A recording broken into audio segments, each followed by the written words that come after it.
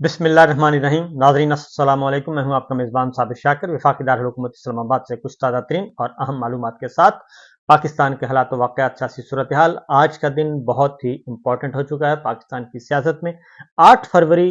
2024 election का दिन था और इलेक्शन का जो नतीजा आया उसको जिस बेदर्दी से, बेरहमी से और बददियानती से तब्दील किया गया आइन को तोड़कर, उसके बाद जो सिचुएशन अब तक चल रही है, फरवरी में इलेक्शन हुआ है, मार्च गुजर गया, फरवरी गुजर गया है, अप्रैल, मई, जून और जुलाई, 4-5 महीने गुजर चुके हैं, लेकिन अभी तक पाकिस्तान के अंदर किसी किस्म का कोई इस्तेहकाम नहीं है। हर तरफ से मायूसी है, हर तरफ नहुसत है और हमारी जो ताकतवर स्टेब्लिशमेंट है, मिलिट्री लीडरशिप है, वो शायद इस बात को समझने से कासिर है। और अगर वो समझ रही है और इसके बावजूद अगर उसमें इस्लाह नहीं कर रही, तो इसका मतलब है वो खौफजदा है। और खौफजदा इसलिए है कि पिछले 27 महीनों में जो कुछ किया गया वो इतना गलत है कि अब उसको रिपेयर नहीं किया जा सकता और उसका जो खमियाजा है वो भुगतना पड़ेगा। और उस खमियाजे से डर लगता है कि ऐसा ना हो कि ये सारे का सारा सिस्टम भ्राम से गिरे और पाकिस्तान के अवाम जो हैं वो सड़कों पे निकल आएं और फिर सारे के सारे इस जाली निज़ाम को बहा कर ले जाएं। क्योंकि जब अवामी समंदर आता है, अवामी इनकलाब आता है, तो फिर उसके सामने कोई चीज़ ठहरती नहीं। केनिया, श्रीलंका की मिसाल हमारे सामने है, एक दो और मुल्कों की मिसाल, ताज़ा तरीन मिसालें हमारे सामने हैं कि जब अवाम उस मुल्क के बफरते हैं तो फिर कोई चीज़ संभाली नहीं जाती। और यही कुछ पाकिस्तान में इस वक्त हालात उसी नहज पर पहुंच चुके हैं और एक बहुत बड़ी सियासी जमात जो कि अपोजिशन है, उस हकीकी अपोजिशन को, जिसको हकीकत में पाकिस्तान के अवाम ने मुंतखब कर लिया था 8 फरवरी को इक़्तिदार के लिए, हुकूमत के लिए, लेकिन उनको जेलों में भेज दिया गया और उनके खिलाफ झूठे तरीन मुकदमात कायम किए गए। न सिर्फ उनके खिलाफ बल्कि मीडिया के खिलाफ, जजेस को ब्लैकमेल किया गया। तो लिहाजा ये सारे का सारा एक आपको बैकग्राउंड का सारा पता है। आज बहुत ही अहम दिन है और आज फैसला आना है और फैसला सही आ सकता है अगर, क्योंकि मेरे पास जो इत्तलाआत है वो उसके बारे में आपसे मैं शेयर कर लूँ कि नंबर 1 ये कि सारी रात ये सिलसिला चलता रहा जी, जजेस को धमकाया जाता रहा और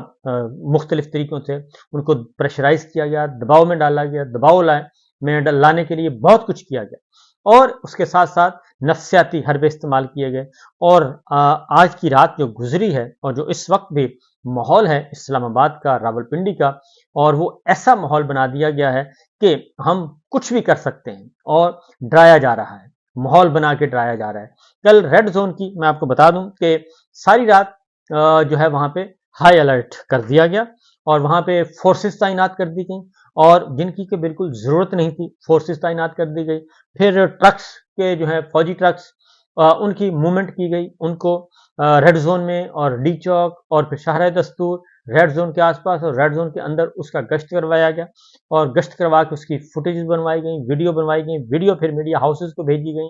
और मुख्तलिफ अपने लाइक माइंडेड जो हैं उनको भेजी गई और कहा गया कि जनाब इसको फैलाओ और इसको चलाओ। लेकिन मीडिया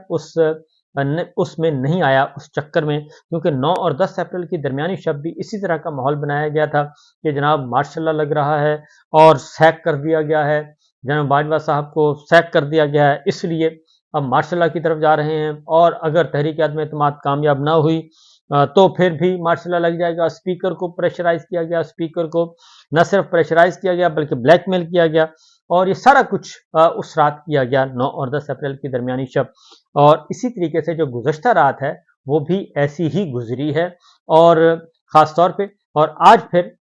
उसमें क्या हुआ जी, फौजी ट्रक्स, उसके बाद सिक्योरिटी हाई अलर्ट, फिर आईजी का विजिट, फिर पुलिस का गश्त और ये सारा कुछ एक माहौल बनाने की कोशिश की गई। और ये इसलिए की गई कि तासुर देने की कोशिश की गई कि अगर हमारी पसंद का फैसला ना आया तो फिर हम इमरजेंसी नाफिज कर देंगे, हम मार्शल लॉ लगा सकते हैं। और ये सारा कुछ कल एक तासुर देने की कोशिश की गई, लेकिन ये तासुर कल रात जो है और वो नहीं पनप सका और उसको बाय नहीं किया लोगों ने, मीडिया ने भी बाय नहीं किया, मीडिया ने उस तरह से ये खबरें नहीं चलाई जबकि कहा गया था ये खबरें चलाएं। तो बहरहाल क्योंकि आला अदलिया का मसला है और पहले ही ٹی وی مالکان کو ایک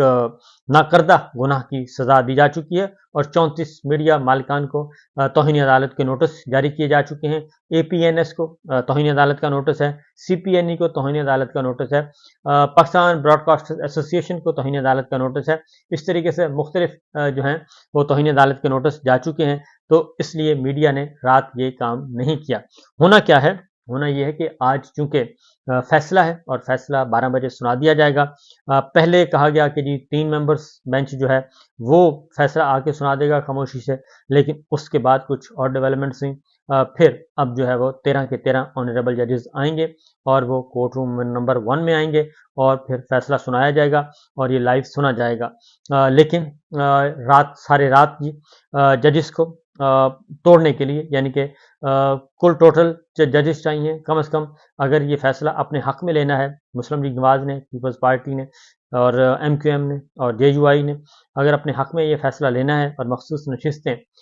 حکمراں جماعتوں کو دینی ہے جو کہ آلریڈی مینڈیٹ چور ہیں, اور ان کو اگر دینی ہے اور ان کو 2/3 اکثریت دلوانی ہے, تو پھر ایسی صورت میں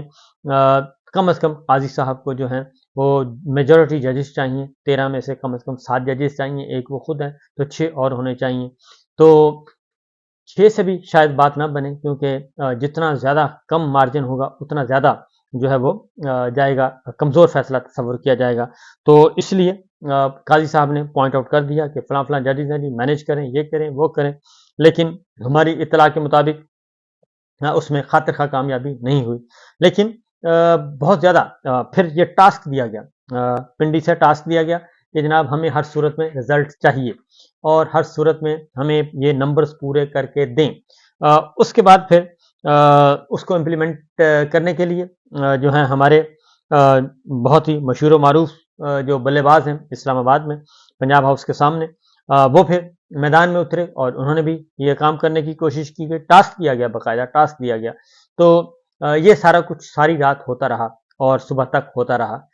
لیکن میرا نہیں خیال کہ اس میں خاطر خواہ کوئی کامیابی حاصل ہوئی ہوگی. تو دیکھنا یہ ہے کہ آج جب فیصلہ سنانے آئیں گے تو کیا بنے گا اور کیا کس طرف جائیں گے, کیونکہ یہاں تک کہا گیا ججز کو کہ اگر آپ نے یہ فیصلہ ہمارے حق میں نہیں دیا تو پھر ایمرجنسی بھی لگ سکتی ہے اور مارشل لا بھی لگ سکتا ہے. یہ یہاں تک بھی کنوے کیا گیا, ڈائریکٹلی اور انڈائریکٹلی یا کسی بھی طریقے سے کنوے کیا گیا. لیکن یہ چیز جو ہے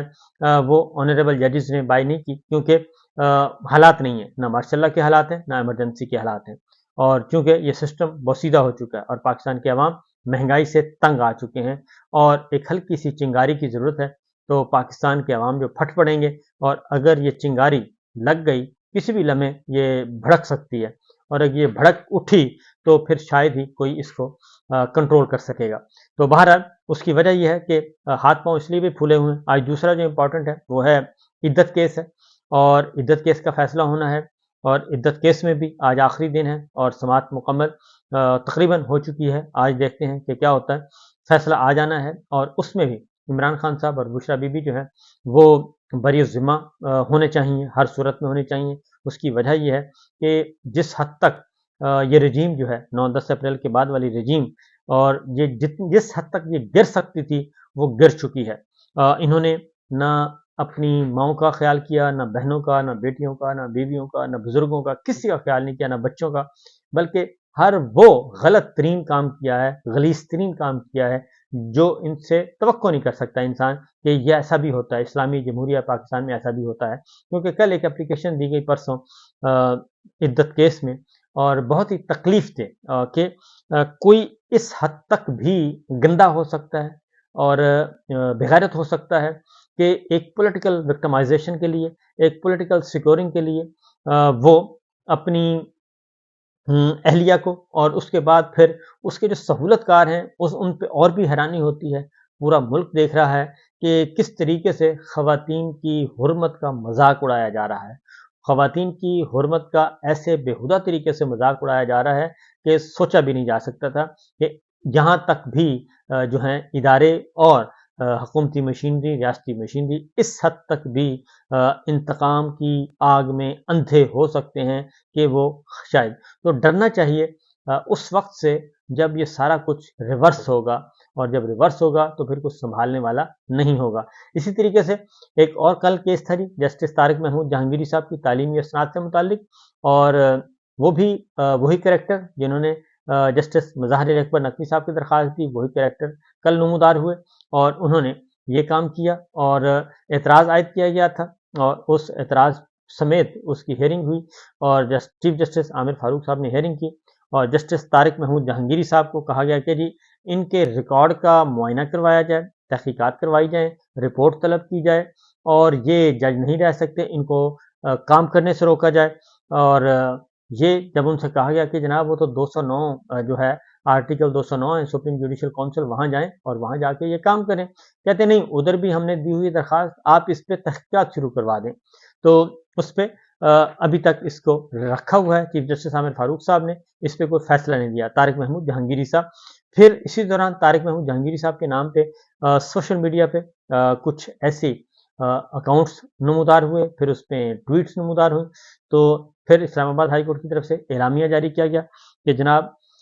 طارق محمود جہانگیر صاحب جسٹس صاحب جو ہیں ان کا کوئی سوشل میڈیا پہ اکاؤنٹ نہیں ہے، نہ ہی وہ سوشل میڈیا یوز کرتے ہیں، لہٰذا یہ جو کچھ چل رہا ہے، جتنی پوسٹ ہیں، جتنی ٹویٹس ہیں، یہ سب کے سب جعلی ہیں، اور ان تمام جو کانٹینٹ ہے یا ٹویٹس ہیں اور سوشل میڈیا پہ جو ان کے نام سے ایکٹیویٹی کی جا رہی ہے، اس سے جسٹس جہانگیری صاحب کا دور دور تک کوئی تعلق نہیں ہے۔ یہ ماحول بالکل ایسا ہی ہے اس وقت جیسے 3 نومبر 2007 کو ایمرجنسی والا تھا، کیونکہ اس وقت بھی کیس جو ہے وہ سنا جا رہا تھا کہ پرویز مشرف صاحب وردی سمیت صدر رہ سکتے ہیں یا نہیں۔ پرویز مشرف صاحب وردی اتارنے کے لیے تیار نہیں تھے، اور سپریم کورٹ تھا، کورٹ نمبر 1 تھا، افتخار چوہدری صاحب چیف جسٹس تھے۔ تو جب دیکھا اس وقت کے آرمی چیف نے، مشرف صاحب نے، پریزیڈنٹ بھی تھے، آرمی چیف بھی تھے، جب انہوں نے یہ دیکھا کہ حالات ان کے کنٹرول میں نہیں ہے اور فیصلہ ان کے خلاف آ سکتا ہے، تو پھر انہوں نے ایمرجنسی نافذ کر دی تھی۔ تو اس ایمرجنسی کا نتیجہ پھر یہ نکلا کہ ایک بھرپور قسم کی تحریک چلی، اور تحریک جو ہے وہ نہ ہی مشرف صاحب کو بچا سکی، نہ ہی این آر او کو بچا سکی۔ این آر او کرنے والے کرانے والے دونوں ہی فارغ ہو گئے، اور محترمہ بے نظیر بھٹو اس تحریک کی نظر ہو گئیں اور وہ شہید ہو گئیں۔ تو یہ المناک واقعہ ہوا تھا، اور اسی دوران پھر یہ چیزیں ہوئیں۔ اب جناب کل بھی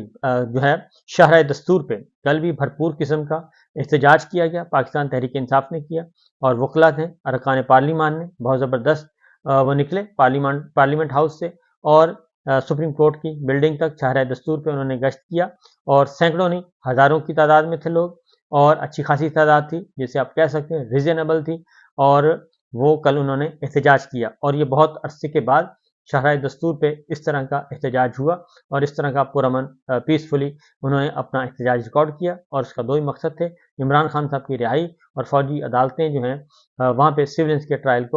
کے بارے میں تھا کہ وہ ہم اس کو نہیں مانتے، ملٹری کورٹس نامنظور کے نعرے لگائے گئے، اوپنلی نعرے لگائے، تو کل اس طرح کا بھی ماحول بنا، تو ایک موبلائزیشن ہو چکی ہے اور لوگ ایکٹیو ہو چکے ہیں۔ اب دیکھنا یہ ہے کہ یہ ساری چیزیں کس طرف لے کے جاتی ہیں۔ باقی خبریں انشاءاللہ اگلے ولاگ میں۔ اجازت دیجیے، اللہ حافظ۔